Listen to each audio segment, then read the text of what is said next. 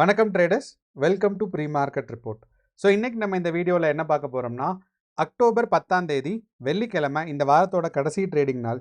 இன்னைக்கு வந்து Nifty, bank Nifty மற்றும் சென்செக்ஸ் வந்து என்ன நடக்கிறதுக்கான வாய்ப்பு இருக்குது அப்படிங்கிறத பார்க்க போகிறோம். அண்ட் இந்த அனாலிசிஸை நம்ம எப்படி ஸ்டார்ட் பண்ண போகிறோம்னா, இது ப்ரீ மார்க்கெட் ரிப்போர்ட் அப்படிங்கிறனால ஃபஸ்ட்டு வந்து நம்ம கிஃப்ட் நிஃப்டி டேட்டாவை பார்ப்போம்.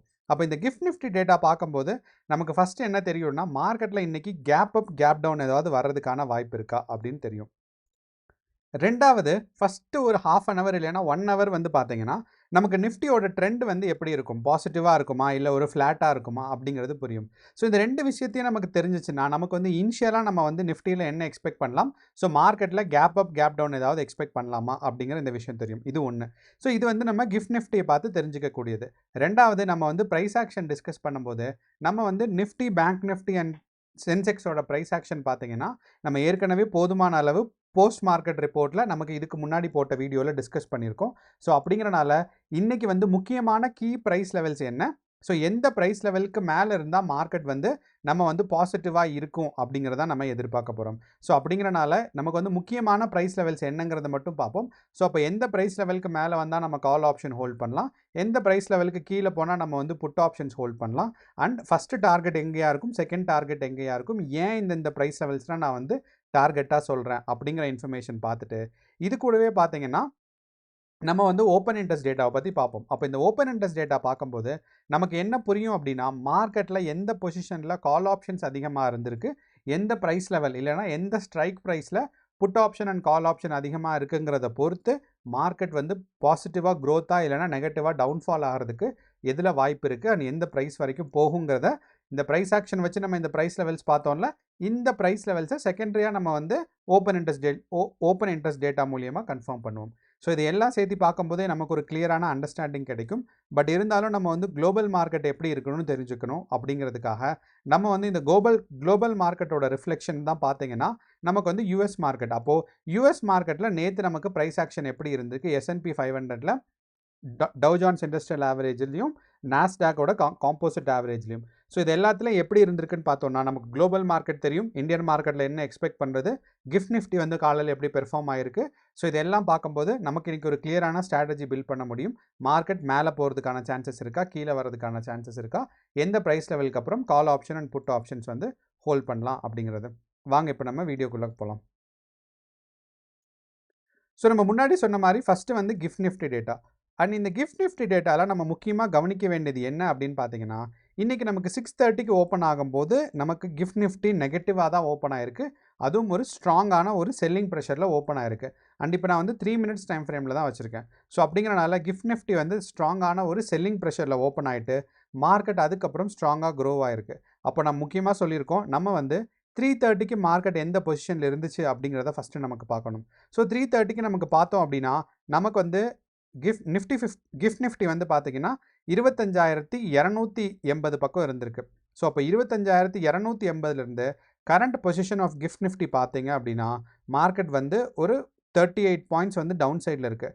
அப்போது நம்ம வந்து 25,280லேருந்து இப்போ கரண்ட் பொசிஷன் பார்க்கும்போது மார்க்கெட்டில் ஒரு கேப் டவுன் இருக்குது.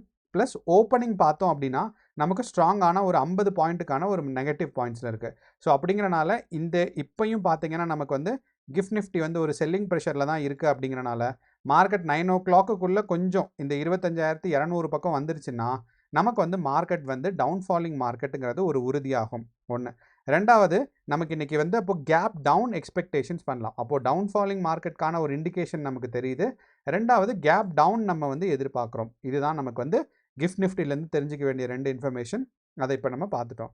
அடுத்து வந்து பார்த்தீங்கன்னா நம்மளோட நிஃப்டி 50. நிஃப்டி 50ல் நேற்று பார்த்தீங்கன்னா மார்க்கெட் வந்து ஒரு பியூரான கன்சாலிடேஷனில் தான் இருந்துச்சு. ஸோ மார்க்கெட் வந்து ஸ்டார்டிங்கில் ஒரு சின்னதாக கேப் அப், டவுன்ஃபால், அதுக்கப்புறம் பார்த்தீங்கன்னா க்ரோத் இருந்துச்சு, அதுக்கப்புறம் ஒரு கன்சாலிடேஷன். ஸோ இது வந்து இன்ட்ராடேலேயே பார்த்தீங்கன்னா ஒரு ஸ்ட்ராங்கான கன்சாலிடேஷன். கரெக்டாக நமக்கு ஒரு 11:30க்கு அப்புறம் பார்த்தோம் அப்படின்னா நம்ம மார்க்கெட்டோட வாலடைலிட்டி எவ்வளோன்னு பார்த்துருந்தீங்கன்னா மொத்தமே 60 பாயிண்ட் தான் ஹையஸ்ட் பாயிண்ட்டுக்கும் லோவஸ்ட் பாயிண்ட்டுக்கும் நமக்கு வைக்கும்போது. ஸோ அப்படிங்கிறனால மார்க்கெட் வந்து ஒரு 11:30க்கு அப்புறம் ஸ்ட்ராங்கான கன்சாலிடேஷன். ஸோ அப்போது இன்றைக்கும் என்ன எதிர்பார்க்கலாம்னா மார்க்கெட் இங்கேருந்து ஒரு டவுன்ஃபால் வந்து இங்கே மறுபடியும் கன்சாலிடேஷன் ஆகிறதுக்கான சான்சஸ் இருக்குது. அப்போது நமக்கு முக்கியமான ரெசிஸ்டன்ஸ் பாயிண்ட்ஸ், அதாவது எந்த 2 ப்ரைஸுக்கு நடுவில் இருந்தால் நிஃப்டி 50 வந்து கன்சாலிடேஷன் ஆகிட்டே இருக்கும் அப்படின்னு நம்ம பார்த்தோம் அப்படின்னா 25,220ம் 25,000க்கும் நடுவில். ஸோ இந்த ரெண்டு ப்ரைஸுக்குள்ளே நடுவில் இருந்துச்சுன்னா நம்ம வந்து ஒரு கன்சாலிடேஷன் மார்க்கெட் தான் நமக்கு இன்றைக்கி நிஃப்டி 50ல் எதிர்பார்க்குறோம். அதே சமயம் நமக்கு இன்றைக்கி கேப் டவுனுன்னு சொன்னோம். ஸோ இந்த கேப் டவுனில் இந்த 25,000 கீழே பிரேக் பண்ணிருச்சுன்னு வச்சுக்கோங்களேன், மார்க்கெட் வந்து 24,900 வரைக்கும் டவுன்ஃபால் ஆகும்.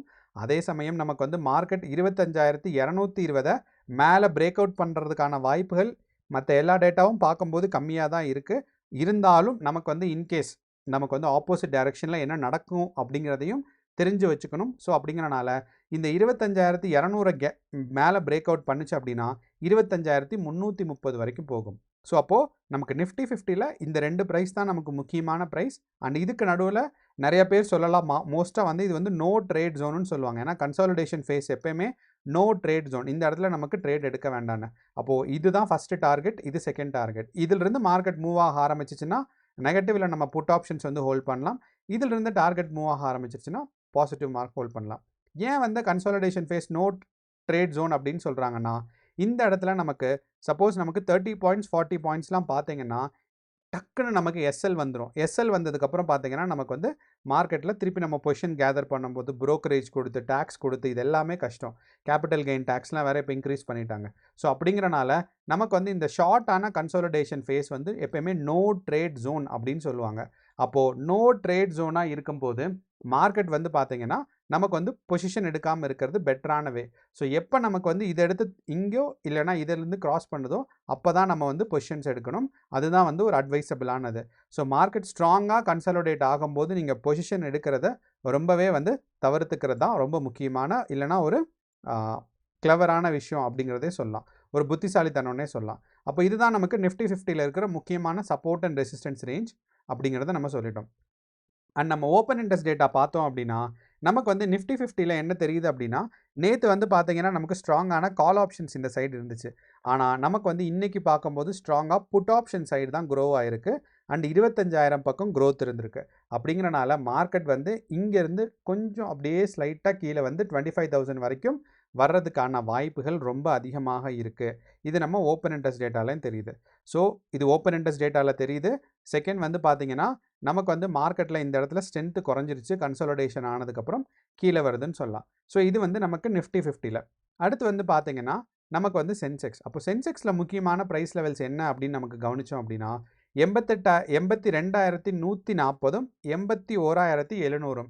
ஸோ இது ரெண்டும் தான் பார்த்தீங்கன்னா நமக்கு சென்செக்ஸில் முக்கியமான ப்ரைஸ் ரேஞ்ச். அப்போது இந்த ப்ரைஸ் ஜோன் தான் நோ ட்ரேட் ஜோன் சென்செக்ஸ்க்கு. அப்போது இங்கேருந்து மார்க்கெட் மேலே போகிறதுக்கு வாய்ப்புகள் கம்மி தான்.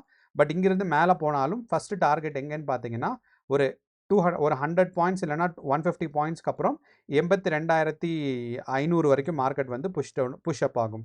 ஸோ இங்கேருந்து 81,000 இங்கேருந்து 82,300லேருந்து மார்க்கெட்டை வந்து புஷ் ஆகிறதுக்கான சான்சஸ் இருக்குது. ஸோ இது வந்து 82,300 அண்ட் இங்கே வந்து பார்த்தீங்கன்னா 82,570.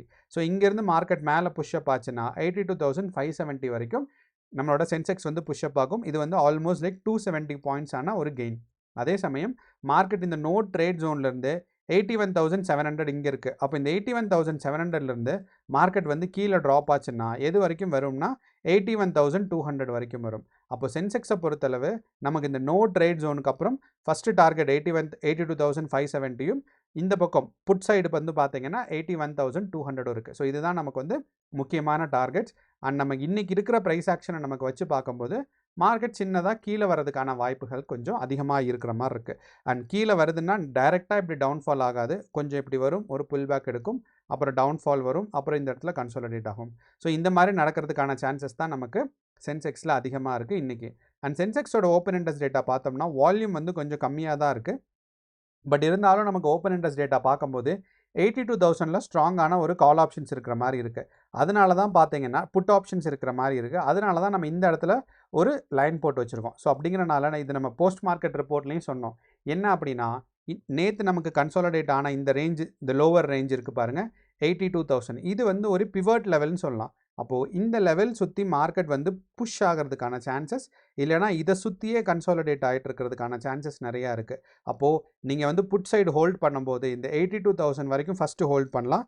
அதுக்கப்புறம் 82,000 கிராஸ் பண்ணதுக்கப்புறம் 81,700 வரைக்கும் ஹோல்ட் பண்ணுறதுக்கான சான்சஸ் இருக்குது. ஏன்னா நீங்கள் 82,000 அப்பையும் ஹோல்ட் பண்ணிங்கன்னா மார்க்கெட் வந்து புட் ஆப்ஷன் வந்து இன்சைட் த மணி ஆயிரும்.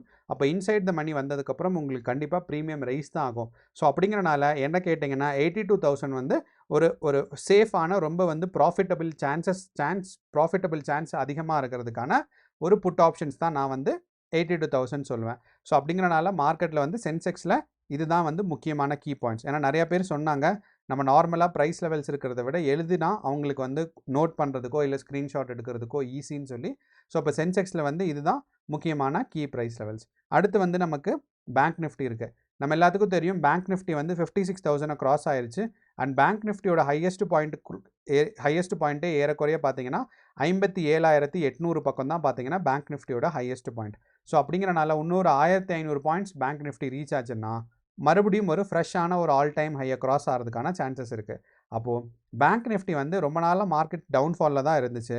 அதுக்கப்புறம் தான் பார்த்தீங்கன்னா இந்த 56,000 போன வெள்ளிக்கிழமை கிராஸ் ஆச்சு. அப்போது அதிலிருந்து பார்க்கும்போது நமக்கு பேங்க் நிஃப்டி 56,500க்கும் அதே மாதிரி 56,000க்கும் நடுவில் தான் இருக்குது. அண்ட் நேற்று ஸ்ட்ராங்கான கன்சாலிடேஷன்.